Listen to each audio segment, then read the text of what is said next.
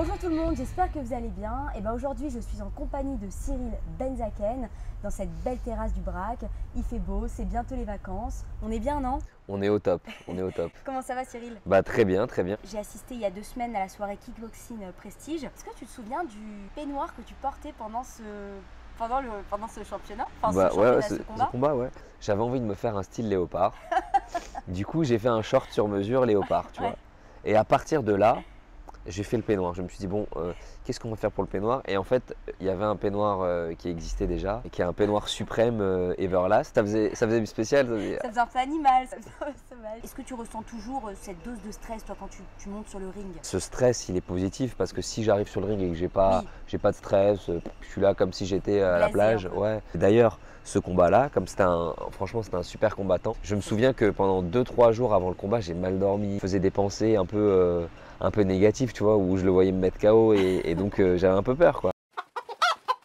Je sais pas si tout le monde est au courant, mais tu étais aussi derrière cet événement, puisque c'est ta société d'événementiel qui a organisé tout ça. Donc comment tu as pu gérer ce double événement? Si tu veux, je me suis toujours habitué à faire plusieurs choses à la fois parce que quand j'ai voulu faire de la boxe mon métier, mes parents m'ont dit non, la boxe c'est pas un métier, il faut que tu poursuives tes études, etc.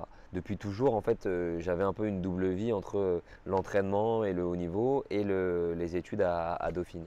Et de là, en fait, j'ai monté ma boîte et je suis resté dans cette dynamique de double casquette. J'ai entendu dire qu'à la rentrée, tu allais donner des cours dans cette université.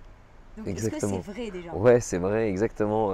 Quelle matière? Du coup, je vais intervenir dans le cadre du premier semestre. En fait, un cours qu'on appelle un cours de soft skill. Pour moi, le discours général, ça va être comment passer d'une idée à un chiffre d'affaires. Tu vois, transformer un peu ton kiff, ce que tu aimes faire en business parce que pour en vivre. Du coup, c'est un nouveau challenge de transmission que j'ai jamais fait mais qui me passionne. On va finir cette interview en légèreté. Donc j'ai élaboré un quiz, le quiz boxing, pour connaître un peu le Cyril, l'homme de tous les jours. Alors, t'es plutôt blonde ou brune? Brune. Excuse-moi. T'es plutôt comique ou mystérieux? Je suis plutôt mystérieux dans un premier temps et après comique. Après, tu te lâches. Plateau télé ou resto?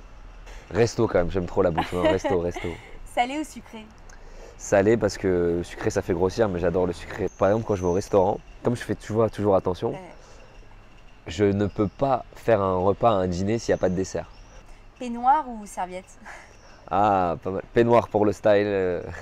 Merci Cyril d'avoir répondu à toutes ces questions. Avec plaisir, voilà. C'est toujours un kiff d'être avec toi, on rigole. Je te souhaite beaucoup de victoires, beaucoup de réussite, une super rentrée et je te dis à très vite. À très vite. Salut. Salut.